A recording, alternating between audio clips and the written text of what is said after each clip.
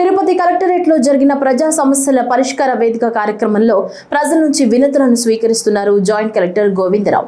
అన్ని శాఖలకు చెందిన అధికారులు పీజీఆర్ కు హాజరయ్యారు. ఎప్పట్లాగానే రెవెన్యూ పరమైన సమస్యలు జేసీ దృష్టికి ఎక్కువగా రావడంతో వాటిపై ప్రత్యేక దృష్టి పెట్టాలని రెవెన్యూ అధికారులను జేసీ ఆదేశించారు.